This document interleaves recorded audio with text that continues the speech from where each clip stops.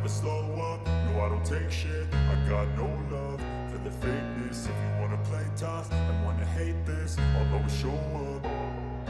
I don't ever slow up, no I don't take shit. I got no love for the fakeness. If you wanna play tough and wanna hate this, I'll always show up and make a statement. I don't ever slow up, no I don't take shit. I got no love for the fakeness. If you wanna play tough and wanna hate this, I'll always show up and make a statement. Everything.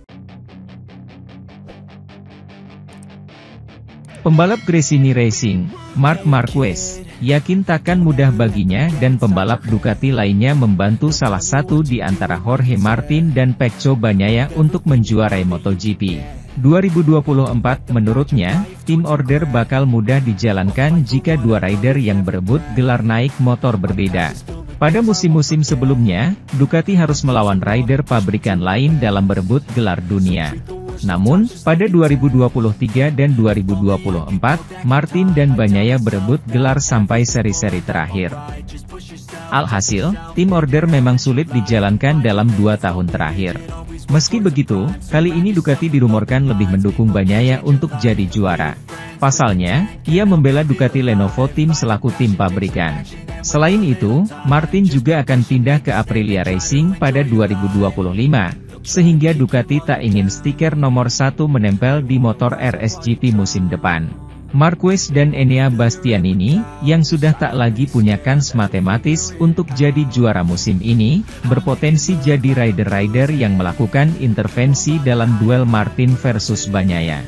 Pasalnya, Marquez dan Bastianini juga sama kuatnya dan sedang bertarung memperebutkan peringkat ketiga. Atas alasan ini, Marquez yakin menuruti tim order dari Ducati bakal sulit.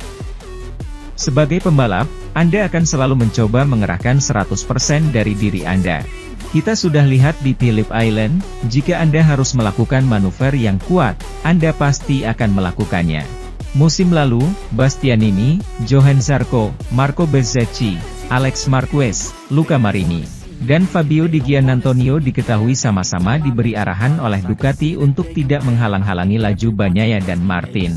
Musim ini, arahan tersebut berpotensi kembali diluncurkan Ducati. Posisi Ducati sulit, karena dua rider Ducati memperebutkan gelar dunia. Jika satunya rider Ducati dan satunya lagi rider KTM, maka mudah saja untuk tahu apa yang harus Anda lakukan. Namun, situasinya seperti ini. Saya rasa semua orang akan tetap mengerahkan 100%, ungkap Marquez. Saya selalu mengatakan hal yang sama, jika Anda punya kecepatan, Anda takkan butuh tim order. Sementara itu, Jorge Martin mendapat kesempatan pertamanya di Malaysia untuk memastikan perebutan gelar juara dunia 2024. Apa yang harus dilakukan pemain 89 agar bisa tetap menjuarai Sepang? Kini hanya tersisa 74 poin yang dipertaruhkan di tahun 2024, dengan 2 balapan di Sepang dan final resmi dijadwalkan di Valencia, dalam 15 hari. Sementara masih banyak pertanyaan yang muncul mengenai kemampuan MotoGP untuk melaju ke kondisi sulit. Daerah yang terkena dampak. 37 poin ini dipertaruhkan akhir pekan ini di sirkuit internasional Sepang. Dan ini mungkin cukup untuk gelar juara dunia MotoGP Jorge Martin 2024 jika keadaan mendukungnya. Apapun hasil putaran akhir pekan ini, dan bahkan dengan kemenangan ganda ditambah dengan hasil kosong dari Martin, Pecco Bagnaia secara matematis tidak dapat memenangkan mahkota ketiganya akhir pekan ini. Agar pebalap peramat itu bisa dinobatkan sebagai juara dunia di Malaysia sekaligus menjadi pebalap pertama dari tim satelit yang meraih mahkota tersebut, ia harus memperbesar keunggulannya atas Bagnaia menjadi setidaknya 38 poin pada akhir pekan ini. Dengan kata lain, ia harus mencetak 21 poin lebih banyak dari pembalap Italia itu dalam 2 balapan gabungan. Satu hal yang juga pasti, Martin tidak akan bisa dinobatkan sebagai juara di akhir sprint hari Sabtu, bahkan jika kemenangan ditambah dengan hasil tanpa gol dari rivalnya.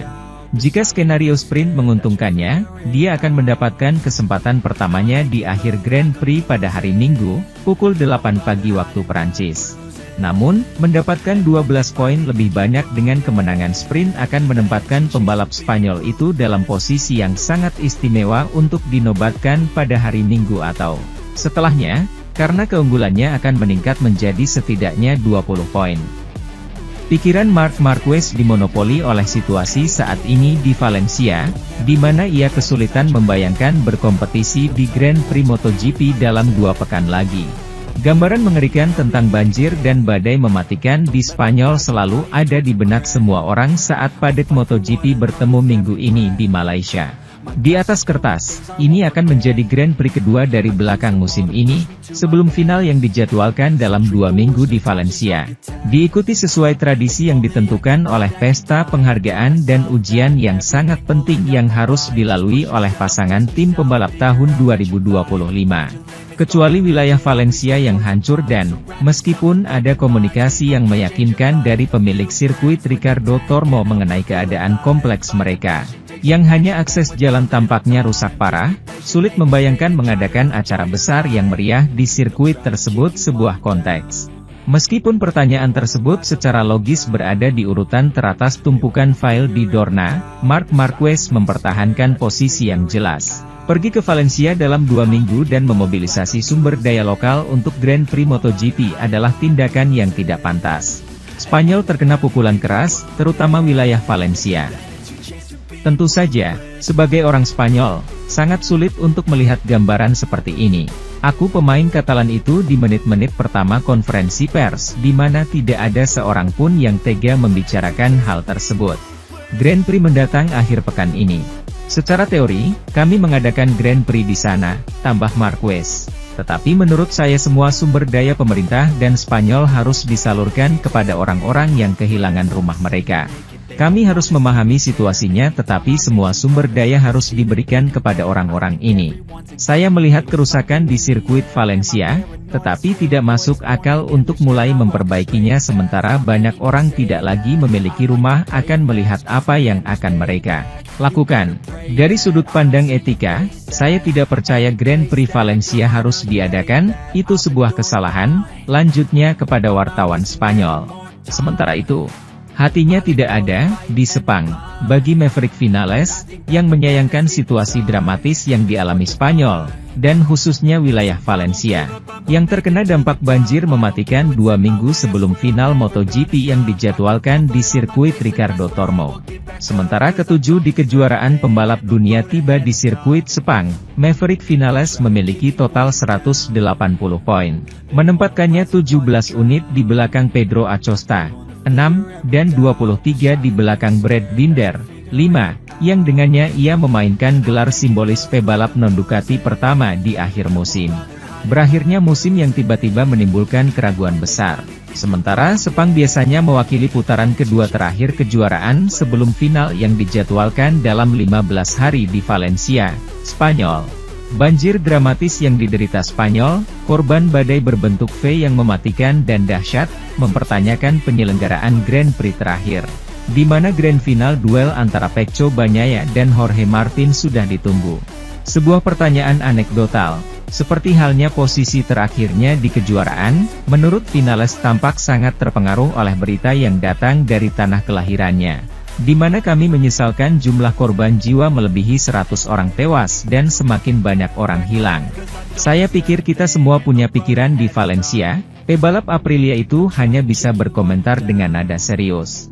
Sejujurnya ini adalah bencana besar, dan balapan ini bersifat anekdot.